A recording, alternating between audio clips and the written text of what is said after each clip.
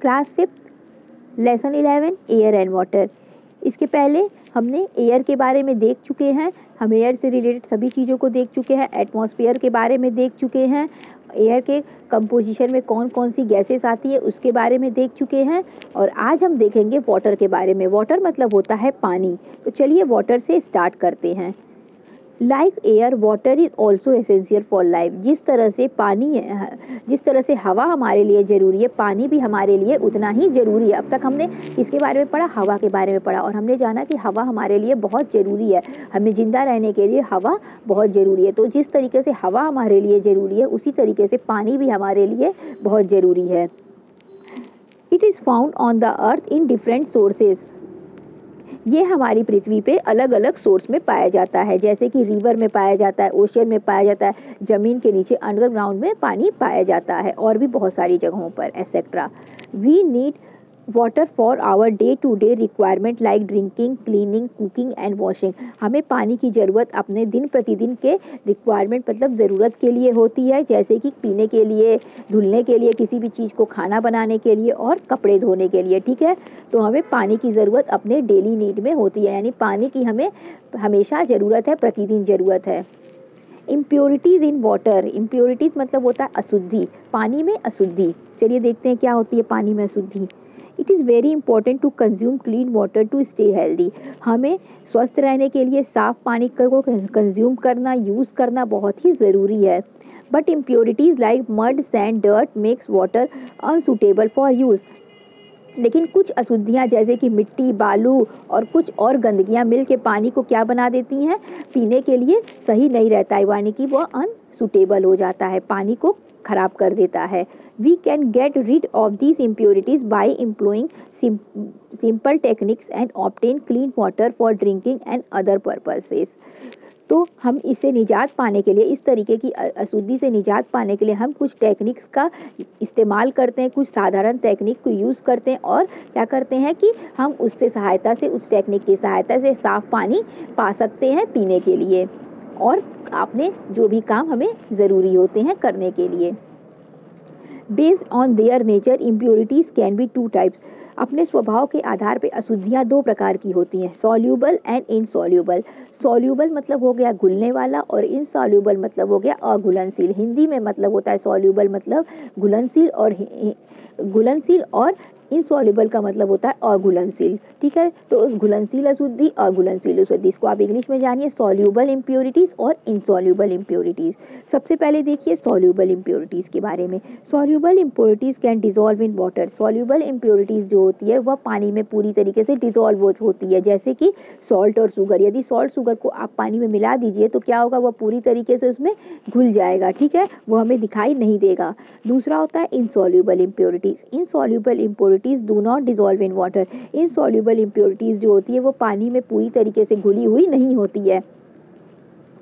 They either float on the surface if they are lighter than water. यदि वो पानी से हल्की होगी तो पानी के ऊपर क्या होगी, आके तैरने लगेगी, और settle at the bottom of container if heavier than water. और यदि वो पानी से भारी होगी तो पानी के तले में जाके बैठ जाएगी, जैसे कि सैंड और मड, बालू और मिट्टी।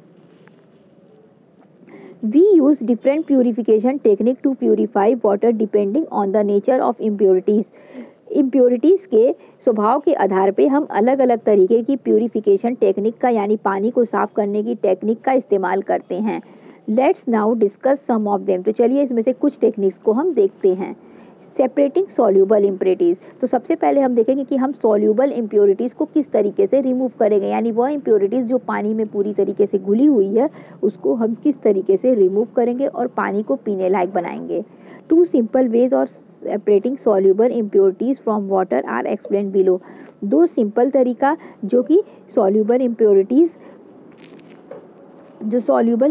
होती हैं उसको सही करने के 2 तरीके यहाँ पे दिए हुए हैं। इनके बारे में एक्सप्लेन किया गया कि हम सॉल्यूबल इम्प्योरिटीज़ को किस तरीके से उसमें से हटा सकते हैं। तो सबसे पहला तरीका क्या दिया हुआ है, इवापोरेशन का तरीका। Evaporation, this is a very simple method of separating impurities like salt from sugar. यह सबसे आसान तरीका है सबसे आसान तरीका है इम्प्योरिटीज़ को दूर करने का। कौन सी इम्प्योरिटीज़ को दूर करने का? सॉल्ट को शुगर से, यानी अगर हम सॉल्यूबल इम्प्योरिटीज़ दूर करने का यह सबसे ही आसान तरीका है। और सॉल्यूबल इम्प्योरिटीज़ में कौन सा एग्जांपल हो गया? सॉल्ट का। यानी सॉल्ट को हम पानी में किस तरीके से अलग करेंगे? इवापोरेशन प्रोसेस से अलग करेंगे। तो चलिए देखते हैं कैसे करेंगे। Take impure water in a vessel and heat it. हमें क्या करना है? पानी ले लेना है जिसमें क्या हो? नमक घुली हुई हो, ठीक है, और हमको उसको गैस पर चढ़ा देना है गर्म करने के लिए। After some time the water in the vessel turns into vapour and the impurities are left behind. तो कुछ समय बाद क्या होगा कि जो पानी है वह धीरे धीरे भाप में कन्वर्ट हो जाएगा और उसमें जो अशुद्धियाँ हैं, नमक जो है वह उसी बर्तन में रह जाएगा। तो इस तरीके से क्या होगा कि उसमें जो सॉल्यूबल इम्प्योरिटीज़ है वह उसी में रह जाएगा और हमें साफ पानी मिल जाएगा। अगला प्रोसेस है डिस्टिलेशन का। चलिए इसको देखते हैं। Distillation is another water purification process. Distillation एक और प्रकार का वाटर प्यूरिफाई करने का प्रोसेस है। It carried out in A special apparatus consisting A round bottle distillation flask. ये इसको एक स्पेशल तरह के एपरेटस के साथ किया जाता है जिसमें एक मतलब गोल फ्लास्क रहता है, जैसा कि डायग्राम में दिखाया गया इस तरीके का एक राउंड फ्लास्क रहता है।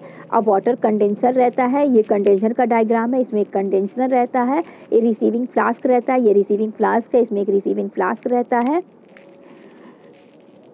एंड अ बर्नर, और साथ ही साथ एक बर्नर रहता है। यानी इतने सारे ये पूरा एक एपरेटस के थ्रू किया जाता है और इस एपरेटस के लिए हमें इन सभी चीज़ों की ज़रूरत पड़ती है वाटर को प्यूरिफाई करने के लिए। तो चलिए देखते हैं अब ये होता कैसे है।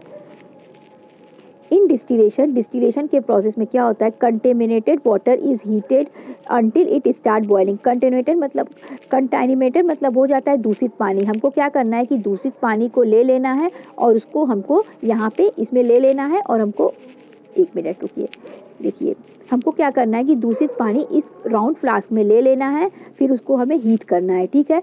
हीट करना है मतलब वो तब तक करना है जब तक वो बॉयल ना होने लगे। उसके बाद क्या होने लगेगा? वो पानी कुछ देर बाद बॉयल होने लगेगा। बॉयल होने मतलब उबलने लगेगा। The boiling water slowly changes into steam leaving behind the impurities in the flask. और जब उबलने लगेगा तो उसमें से क्या निकलने लगेगा? भाप निकलने लगेगा। तो जब उसमें से भाप धीरे धीरे निकलने लगेगा तो क्या होगा कि भाप निकल जाएगा, ऊपर चला जाएगा और जो उसकी इम्प्योरिटीज़ होगी वह उसी में रुक जाएगी। और आगे देखिए अब क्या होगा। The steam then passes through the condenser and get cooled. उसके बाद से वो पानी जब यहाँ से ये भाप बन के उठेगा तो ये किस में जाएगा? ये इस कंडेंसर में जाएगा। कंडेंसर में जाने के बाद वो पानी वहाँ पे क्या होगा? ठंडा होगा, ठीक है। वहाँ पर वो पानी धीरे धीरे जो उसका भाप जाएगा वो वहाँ पे धीरे धीरे ठंडा होगा। उसके बाद से क्या होगा? हमें रिसीविंग फ्लास्क में लिक्विड के रूप में वह पानी वापस से हमें मिलने लगेगा और यह जो पानी होगा ये कैसा होगा? क्लीन वाटर होगा, ठीक है। तो इस तरीके से डिस्टिलेशन प्रोसेस से पानी को प्यूरिफाई किया जाता है। आगे देखिए सेपरेटिंग इनसॉल्यूबल इम्प्योरिटीज़। हम इनसॉल्यूबल इम्प्योरिटीज़ को किस तरीके से सेपरेट करेंगे चलिए देखते हैं। Insoluble impurities in water can be separated by the method of sedimentation, decantation and filtration. तो हम इसे 3 तरीके से कर सकते हैं। किस किस तरह से? सेडिमेंटेशन के प्रोसेस से, डिकेंटेशन के प्रोसेस से एंड फिल्ट्रेशन के प्रोसेस से कर सकते हैं। तो चलिए देखते हैं सेडिमेंटेशन एंड डिकेंटेशन से। This method together are suitable for purify water. इस मेथड का एक साथ इस्तेमाल किया जाता है किस लिए? वाटर को प्यूरिफाई करने के लिए।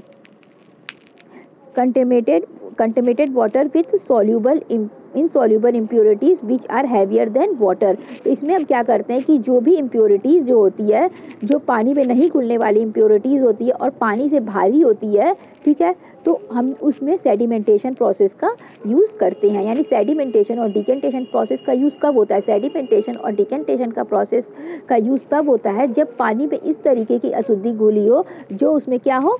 इनसॉल्यूबल हो, मतलब अच्छे से ना घुल पाए, जैसे कि मिट्टी और बालू होता है, ठीक है। और क्या हो? पानी से भारी हो। पानी से भारी होगी तो क्या होगा? वो पानी के पेदे में जाके बैठ जाएगी।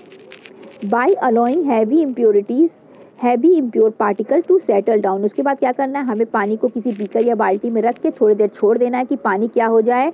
पानी थोड़ी देर के लिए स्थिर अवस्था में आ जाए। Clear water can be obtain on the top which pour into another container. उसके बाद क्या करना है कि हमें जब वो स्थिर हो जाएगा, पानी रुक जाएगा, तो हमें क्या करना है? ऊपर जो भी पानी आया रहेगा वो साफ पानी रहेगा। उस साफ पानी को हमें दूसरे बीकर में क्या कर लेना है? निकाल लेना है, पोर कर लेना है, ठीक है। तो इस तरीके से हमें साफ पानी मिल जाएगा और जो इम्प्योरिटीज़ होगी उस बर्तन के पेदे में जाके बैठी रहेगी। और यही इस एक्टिविटी में भी दिखाया गया है कि हमें एक बीकर ले लेना है और बीकर कैसा हो, उसमें इनसॉल्युबल इम्प्योरिटीज़ घुली हो, मतलब मिट्टी और बालू घुला हो। उसके बाद से हमें पानी बीकर को कहीं पे रख देना है कि उसका जो पानी है वो स्थिर हो जाए। जैसे ही वो स्थिर होगा क्या होगा, सारा इम्प्योरिटीज़ नीचे जाके बैठ जाएगा और ऊपर हमें साफ पानी मिल जाएगा और साफ पानी को हमें किसी दूसरे बर्तन में निकाल लेना है। ठीक है, इम्प्योरिटीज़ का जो बैठना होता है वह सेडिमेंटेशन कहलाता है। और जब हम दूसरे जार में उसको पोर कहते हैं तो उसी को हम क्या कहते हैं, डिकेंटेशन कहते हैं। और इस पैराग्राफ में यही चीज़ लिखा हुआ है। अगला प्रोसेस है फिल्ट्रेशन का, तो चलिए देखते हैं filtration. Another technique for water purification is filtration। एक दूसरा टेक्निक दिया है वाटर प्यूरिफिकेशन का जो कि है फिल्ट्रेशन। फिल्ट्रेशन मतलब होता है फिल्टर करना, छानना। This technique is better as it helps in removal of very small impurities also which are not removed by sedimentation and decantation। यह टेक्निक इसलिए भी बेहतर है क्योंकि ये पानी में घुली हुई छोटी छोटी इम्प्योरिटीज़ को भी दूर कर देता है जो कि सेडिमेंटेशन और डिकेंटेशन प्रोसेस से हटाना संभव नहीं है।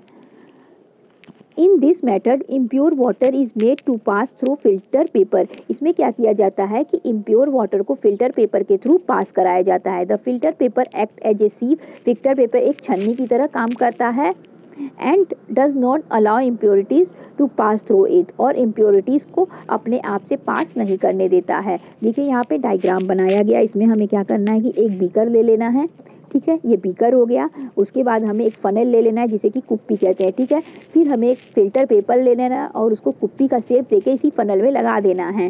ठीक है, इस फनल में जैसे ही हम फंसा देंगे तो इसमें ये फंस जाएगा। उसके बाद हम इसमें पानी डालेंगे। पानी डालेंगे तो क्या होगा, जो साफ पानी होगा वो हमें नीचे मिल जाएगा और जो इम्प्योरिटीज़ होगी वो इसी फिल्टर पेपर पर रुक जाएगी। तो इस तरीके से हमें साफ पानी मिल जाएगा। यहाँ पे देखिए बी कॉशियस यानी हमें ध्यान देने वाली बात है, हमें इसके लिए ध्यान देना। चलिए, water supplied to our house may contain germs and other impurities which can cause diseases like cholera, hepatitis, etc.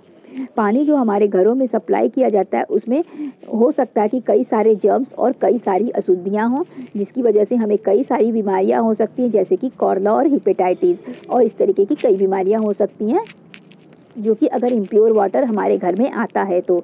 Therefore it must be purified before consuming. तो हमें पानी को पीने से पहले या उसको कंज्यूम करने से पहले, ठीक है, तो हमें उसे क्या करना चाहिए, ज़रूर साफ़ सुथरा कर लेना चाहिए। The easiest and safest way to purify water at home is to boil it. घर पर पानी को साफ़ करने का सबसे आसान तरीका है उसको उबाल देना। Boil water for 10 to 20 minute in a clean utensils and then store in a clean and properly covered vessels. हमें क्या करना है, पानी को 10-20 मिनट उबाल के एक साफ़ सुथरे बर्तन में रख के अच्छे से स्टोर कर लेना चाहिए। ठीक है, तो इस चैप्टर में बस इतना ही था। Thank you.